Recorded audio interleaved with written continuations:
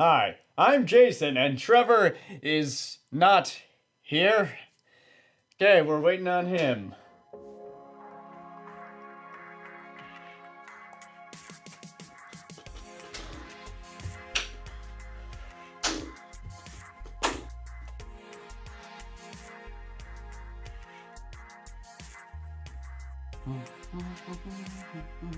Using a rigid bar, usually made of metal or wood, to reinforce the submissive's immobility.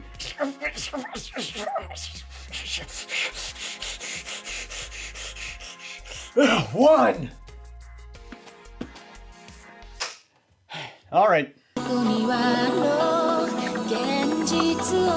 Once upon a time, 17-year-old Ayato Kamina took a train to go to school and was quickly punished for it. After bravely leaving his friends for dead, he wandered into an all-out war between Tokyo's entire army and maybe 4 planes.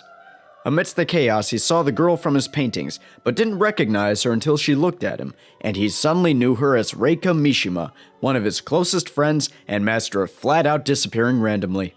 Ayato also discovered he was followed by men in suits and women who beat up men in suits. The woman introduced herself as Haruka Shito, vague agent of something, and promised to let Ayato in on the secrets of life, the universe, why people have blue blood, and where the singing monsters come from. Not having learned his lesson about going on trains during wars, Ayato ditched Haruka and ran off with Reika to Tokyo's famous giant egg floating room, which impressed Ayato so much that he passed out. The next day, Reika appeared to Ayato at his school, where his friends suddenly knew her too. She practiced not leaving reflections on the water and told him to go back to the egg room with Haruka. When he did, the egg hatched a giant magic robot called a Dolem just for him. After seeing his mother also had blue blood, Ayato took his robot and his Haruka and left through the barrier around Tokyo. Also, there was a barrier around Tokyo. Once outside, Ayato learned from Haruka that the rest of the world had not been destroyed as he'd been told. Lousy public schools never get anything right. Tokyo had been sealed away from the rest of the world and had its memory wiped back in 2012 by the invading blue-blooded people known as the Mu, but the barrier the Mu created had a time dilation effect on Tokyo, meaning time inside Tokyo Jupiter, as it's called, moves 6 times slower than on the outside. So while 2012 was only a few years ago to Ayato, to Haruka, it was almost 16 years ago. Speaking of Haruka, she's a captain in the intelligence department of Terra, a force to free humanity from the invading Mu. She brought Ayato and the RahXephon on board, and our hero found himself pulled between the illusory world filled with everything and everyone he knew, and a sexy older woman who seemed to have a pointedly schoolgirlish crush on him, and sexy Dolem fights that represented the unconscious conflicts of him and the people around him. But if that was all the show had to offer, the last 3.5 paragraphs would have been a lot of build-up for a really generic payoff. As Ayato's abilities to use the RahXephon grew, he discovered that he was not only a Mulian, but a rare kind of Mulian known as an instrumentalist, who would use the RahXephon to one day tune or alter the world, either in favor of humanity or the Mu, and that he wasn't the only one. Enter Quan, the weird musical girl who hid a dark secret beneath her peaceful demeanor and Yoda talk. Almost happy. Oh, she means happy New Year. Quan is essentially the yin to Ayato's yang, the instrumentalist more in touch with her Mulian side. She and Ayato both saw visions of Reika guiding them, which turned out to be the soul of the RahXephon, Ixtli, who took the form of the instrumentalist's muse, Reika for Ayato, and eventually Ayato for Quan, as instead of an enemy, she saw him as more of a kindred spirit to fight a world-reshaping match against.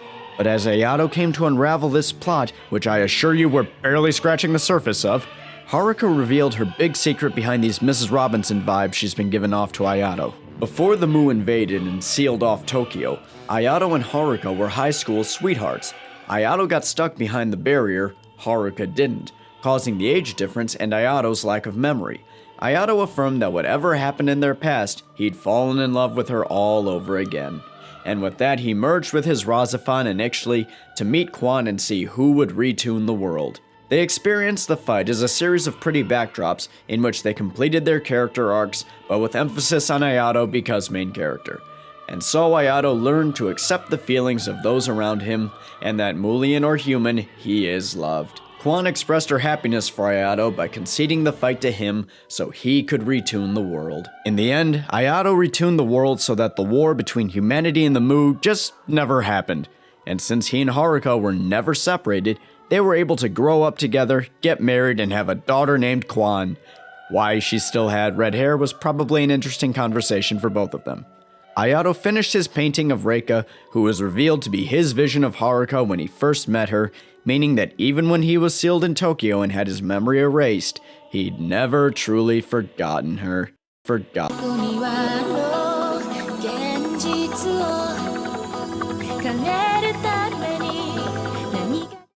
Ayato does have his artistic interests, an above-average knowledge of music and culture, and a perfectionist streak sometimes tending towards egotism to distinguish him as a more unique and interesting lead than average. He still never quite escapes the trappings of a story wherein the most interesting things merely happen to him rather than result from his own actions.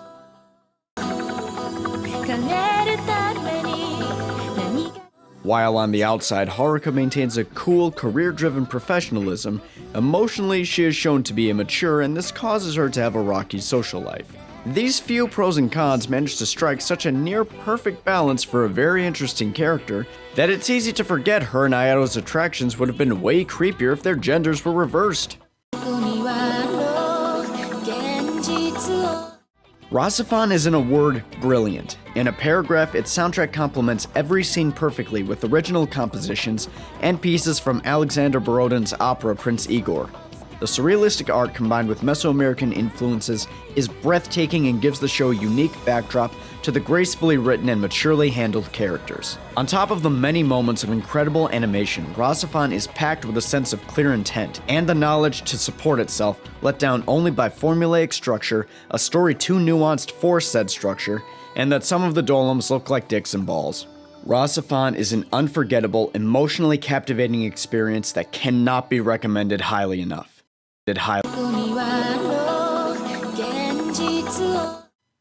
do you mean the Sahara Desert? Oh my god. Well, that sounds like you're going to be out for an indefinite period of time. Alright, just don't drink the cactus juice. Well, Trevor 2, your time has come. Help me close out this episode, would you? Kill the whores! I said I would! Jeez!